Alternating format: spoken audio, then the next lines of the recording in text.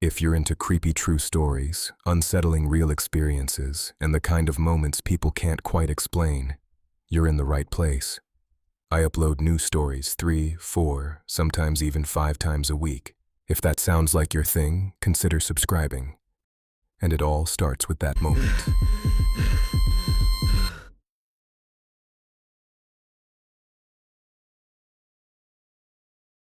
I was a field tech for a medical imaging company. When hospital equipment went down, I went and fixed it. That night it was a CT scanner, small town, northern part of the state. I had to be there first thing in the morning. The flight was tiny, maybe 18 people.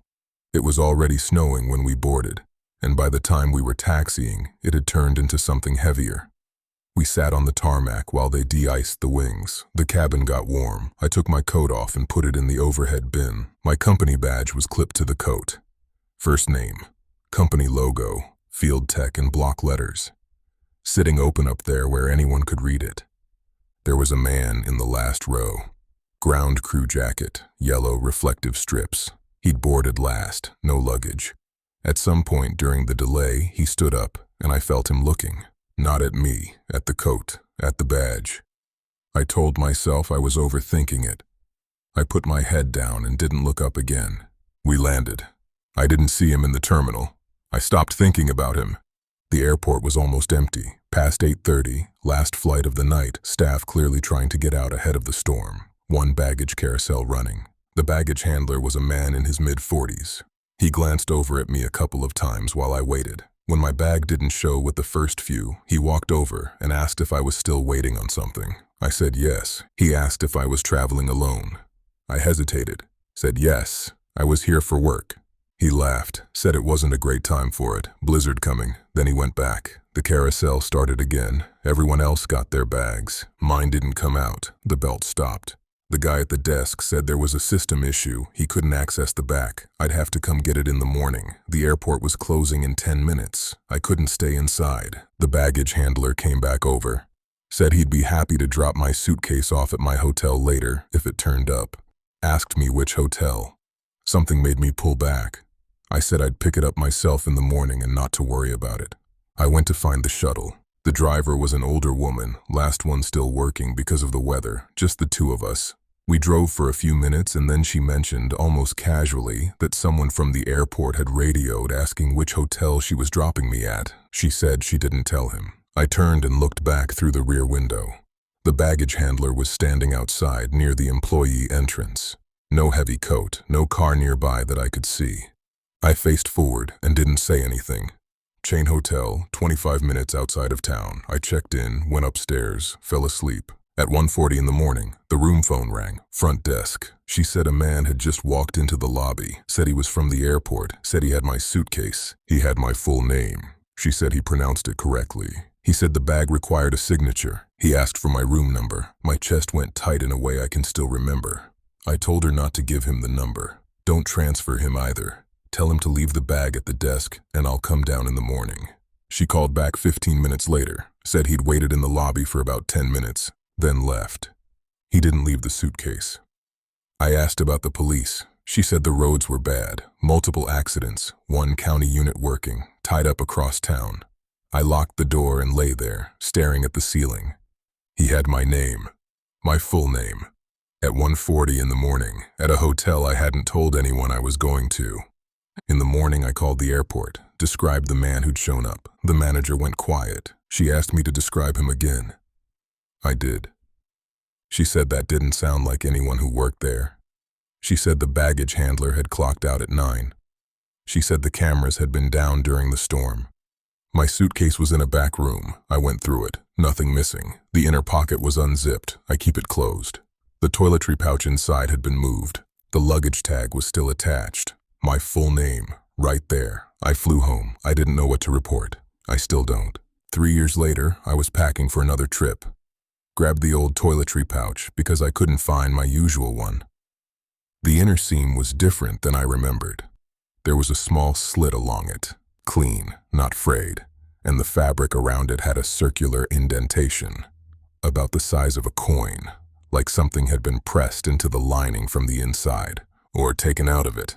I don't know when it was made. I never found anything inside. I threw the pouch away. I don't wear my badge when I travel anymore. I don't tell people which hotel I'm staying at. I still don't know what he wanted. I don't know how much of that night was planned or by who or why it started on a plane. I just know someone drove through a blizzard at 1:40 in the morning to get to my room and left without the bag.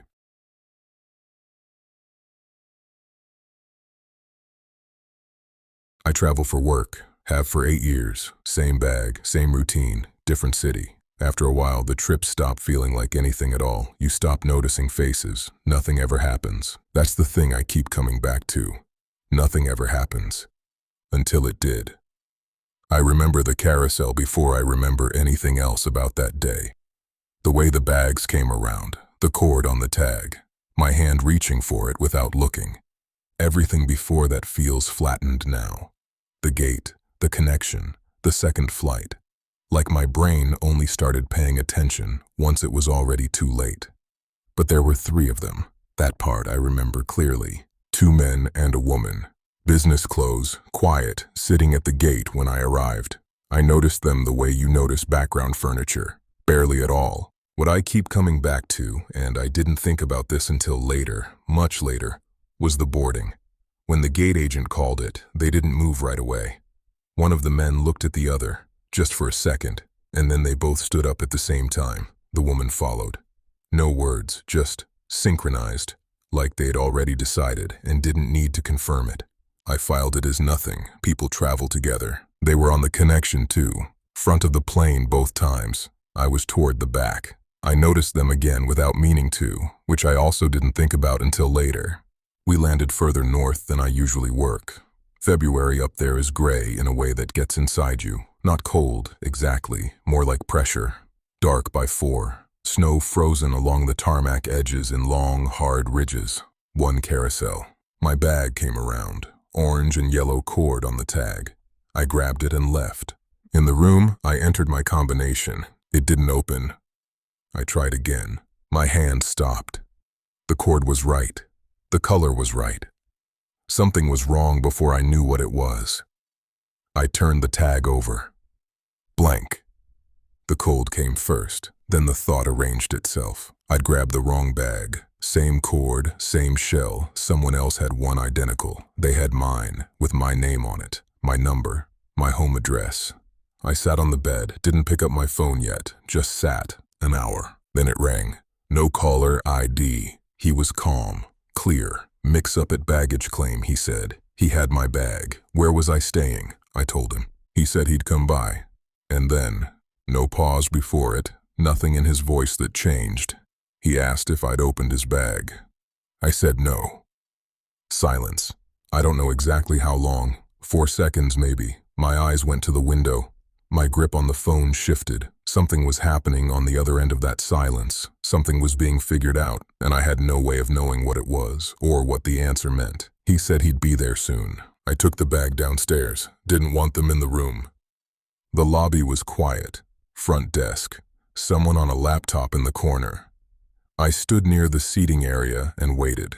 They walked in together, all 3. I recognized them before I'd fully processed what I was seeing. The same 2 men, the same woman, from the gate, from both planes, and something dropped in my chest, fast, before I had time to talk myself out of it.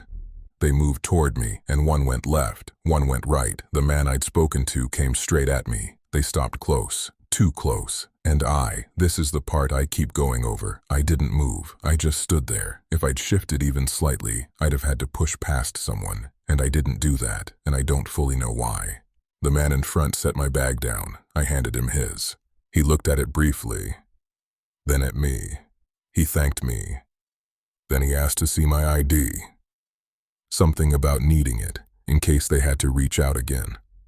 My hand was already moving before that sentence finished. He looked at the license, longer than it takes to look at a license. Passed it left. The woman looked at it, without any change in her face. Passed it right. The other man looked at it. Nobody spoke. I realized somewhere in the middle of this, not at the start, in the middle, that nobody in the lobby was facing our direction. The woman at the front desk had her back to us. The man with the laptop was too far. It was just us, and the card moving hand to hand, and nobody watching. The man in front took it back. held it a moment, then gave it back, and his hand didn't rush. He asked if I'd opened the bag. Same words. Exactly. I said no. He asked again. My mouth was dry. I heard myself explaining. The combination, the wall. I never touched anything inside. Faster than I meant to, more than I needed to, and I knew that even while it was happening, but I couldn't stop it. The woman, I realized then, was standing slightly behind me. I hadn't seen her move. I didn't turn around. The man on my left still hadn't said anything. Not one word. The entire time. The man in front waited for me to finish. Then he said it was good I hadn't opened it. Said he wanted to make sure we understood each other. Said some things can follow you home. But since this was just a mix-up, that wouldn't be happening here. Gentle, like reassurance. Something shifted in how he said it. I still don't know exactly what. I just know the way he looked at me after felt like the end of a conversation I hadn't known I was in. Then they turned and walked out, all three, together. No hurry. Upstairs, door locked, chair under the handle. I ran through what I'd say to the police. 3 people returned my luggage, asked for my ID, asked twice if I'd opened the bag, said some things can follow you home. There's nothing in that. No crime in any of it. I didn't call. 2 more days. Meetings. Hotel. I didn't see them again. I flew home Thursday. I still travel. Carry on when I can. When I check a bag, I stand at the carousel and read every tag before I touch anything. Every time, I think about that silence on the phone more than anything else.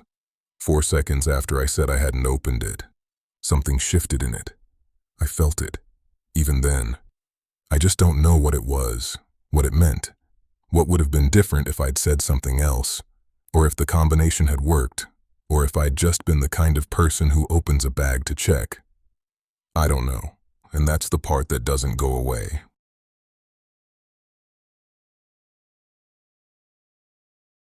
This happened 3 years ago in February. I'd already been on the road for a week, 2 states, 2 facilities, living out of a carry-on. I work in regulatory compliance for a medical device company, which means I travel to small Midwest towns that don't get many visitors. 1 main street, a Casey's General Store, 2 hotels.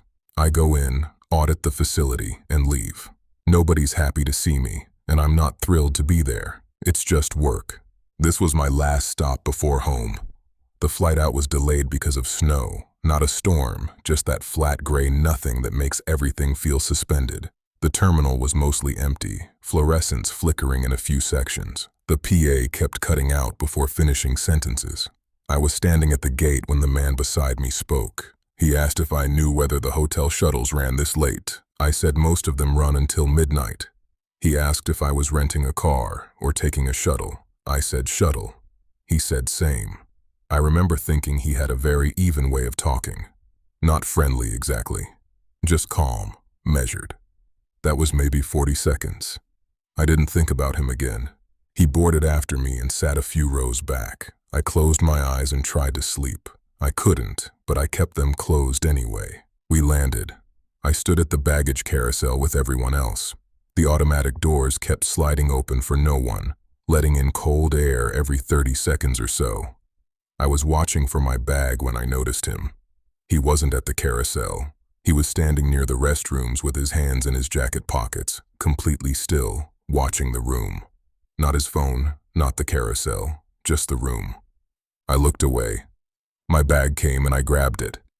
I got on the shuttle and looked at my phone the whole ride, and by the time I checked in, I wasn't thinking about him at all.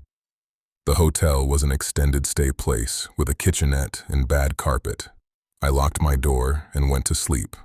The next evening I came back from the facility and went down to the lobby market to grab something to eat.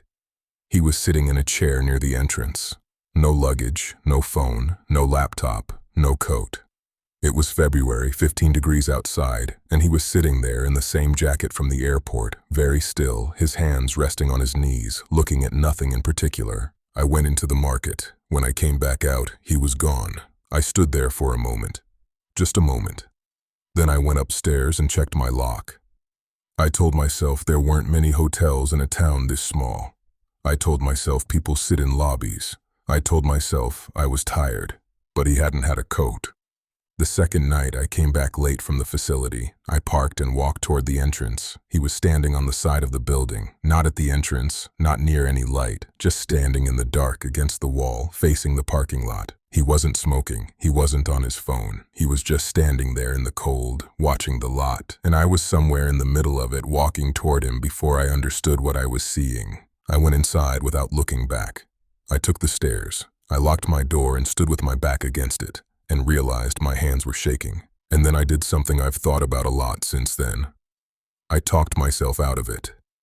Standing there with shaking hands, I constructed reasons why I was wrong. Local guy. Maybe it was a smoking spot. I'd been traveling for a week, and I was exhausted, and I was probably just... I checked the lock 3 times and went to bed. I didn't go to the front desk. I didn't call anyone. Because what would I say? There's a man standing outside. That's not something you report. That's just a man standing outside. Third day, I finished the audit early and stayed in my room until checkout. Drove to the airport, went through security, sat at the gate. I looked for him this time. I don't know exactly when I'd started doing that, scanning for him, but I did it. He wasn't there. The flight home was smooth. I picked up my car from long-term parking, put my bag in the trunk, and as I closed it, my phone buzzed. AirTag detected near you. I dismissed it. Airports are full of those things. I drove home, got inside around 11, locked the door, and started unpacking. My phone buzzed again. AirTag detected moving with you. I read it twice. Then I read what was underneath it. This AirTag has been moving with you for over 3 hours. I went through my bag first, everything out on the floor, every pocket, every compartment, my hands along the lining, nothing. My purse next, everything out, nothing. My coat, outside pockets empty. I pushed my hand into the inside pocket, the deep one I never use. Something small, hard, smooth. I knew before I pulled it out. White plastic disc, Apple logo. I put it down on the floor and stepped back from it. I became very aware of how quiet the apartment was.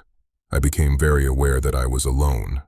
Someone had reached inside my coat, the inside pocket close to my body, the one you'd only find if you already knew coats well enough to look. And I hadn't felt it, hadn't felt anything at all. They had been close enough to do that, and I had no memory of it, no moment that had felt wrong, nothing.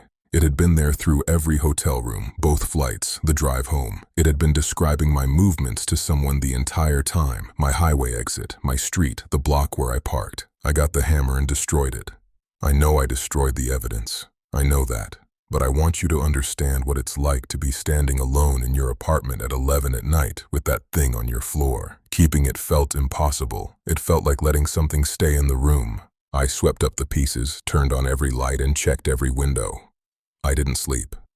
4 days later, on a Saturday morning, I went to the grocery store near my apartment. I turned into the produce aisle, and he was standing at the end of it, not shopping, just standing there, facing my direction. And when my eyes found him, he was already looking at me. He didn't glance away, didn't shift his weight, or reach for something on the shelf. He just stood there, completely still, watching me. The same way he'd watched the baggage claim, the same way he'd watched the parking lot. I got my phone out and started dialing. He turned and walked to the exit, unhurried, steady, like he'd already decided exactly what he would do when this moment came.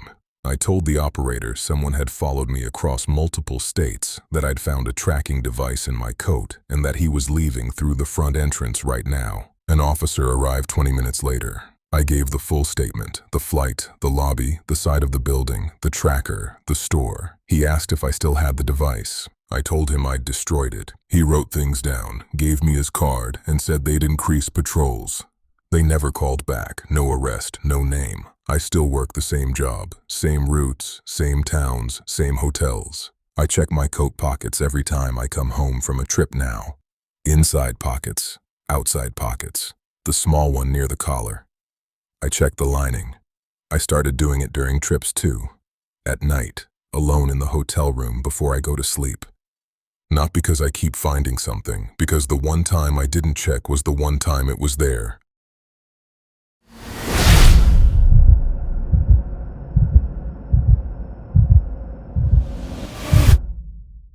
If this story stayed with you, consider subscribing. There's always another one coming.